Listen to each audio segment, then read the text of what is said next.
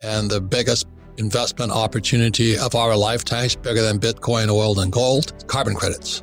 This is so much bigger than Bitcoin. This is so much bigger than gold, so much bigger than the copper market. In fact, this is going to be bigger than the oil market, which makes up about 5% of global GDP. That's not me saying this. This is the biggest oil company and oil traders in the world who are saying this. This carbon credits thing, I said, I better pay attention to what he's saying because he sees something there. And if ALC can make me rich, I'm very happy about that. So, Marin, would you explain what carbon credits are? Sure. So one carbon credit is the equivalent of taking 1 ton of carbon dioxide equivalent out of the atmosphere. Okay, and it's certified.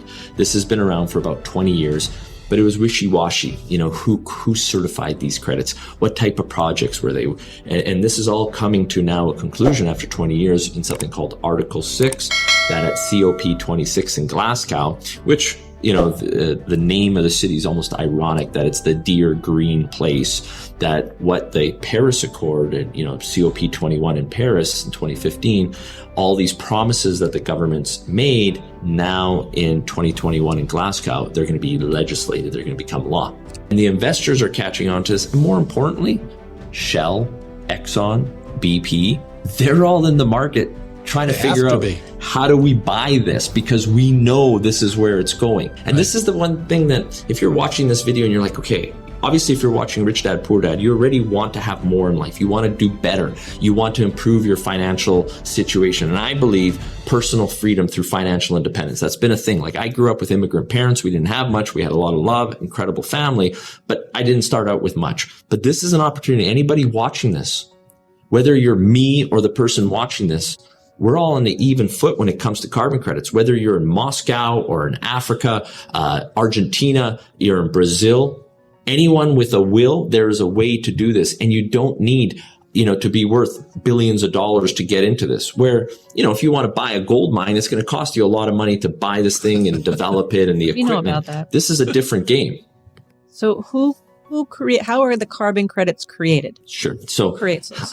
So let's just say one of the world's most famous carbon credit projects, I'd compare it to the old Homestake gold mine in South Dakota, was something called Rimba Raya, which was originally slated to be clear-cutted for a palm oil plantation, right? Kit Kats. And all this palm oil demand that globally in North America and China was requiring.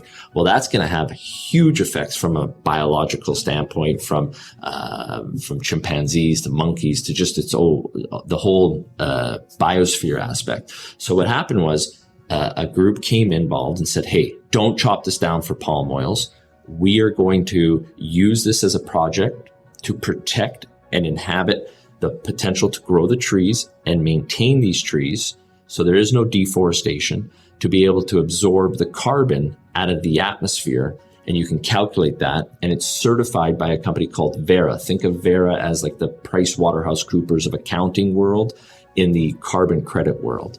And the company that bought that, PwC, Delta Airlines, Google, Facebook, all of these global companies have recognized this as like the prime Homestake or the Gold Strike, the tier 1 asset. So now Delta Airlines, when you go on a flight, Robert, you and I were talking about this on your last flight, when you go even book a flight on Google Flight or whatever, it has the price and then it has your carbon footprint. And now the airlines have committed to offsetting their carbon footprint.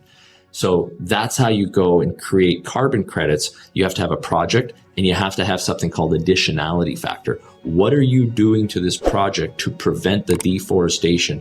And by having this carbon credit certified, that you're adding value to the whole system that you have to be certified. So it's not like you just go to Central Park and say, I'm going to get carbon credits from this. You have to prove there's an additionality factor. So, was it going to be clear-cutted or whatever? So then you take those credits and then you can sell them to companies like Shell, BP, Exxon. So just to put this into perspective, there's about 200 million tons of carbon credits that are going to be certified this year in 2021.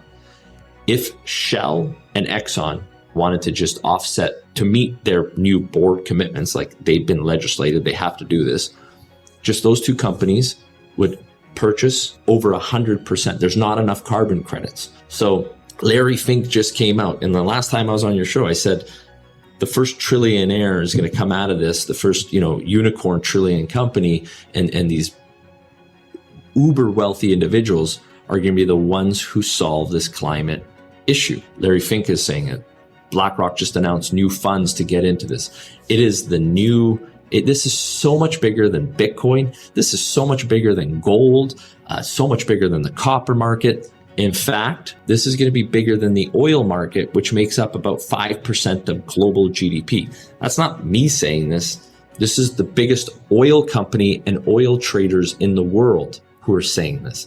Well, let's take all the other oil companies. Exxon, our internal numbers show about $25 billion of write-downs. Shell, same thing. So all these oil companies are sitting there going, oh crap, all these pension funds who've invested with us because of our dividend and our value, when you write down, that's a huge significant devaluation. And when you say write down, it's basically you're taking the value of your company and decreasing it. Now what happens on debt covenants? These companies have incredible high debt. So the derivative effect, right, that happens in the bond market and all the debt covenants get breached because you have to have a certain price to your book value and all these covenants that you can't violate off of your debt. There's a new black swan coming here. So what are these oil companies going to do?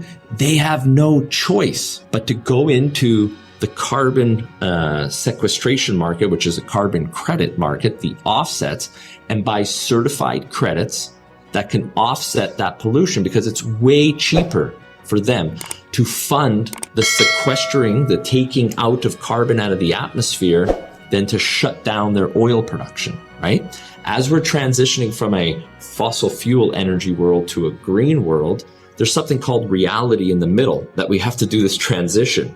And without carbon credits, there is no transition.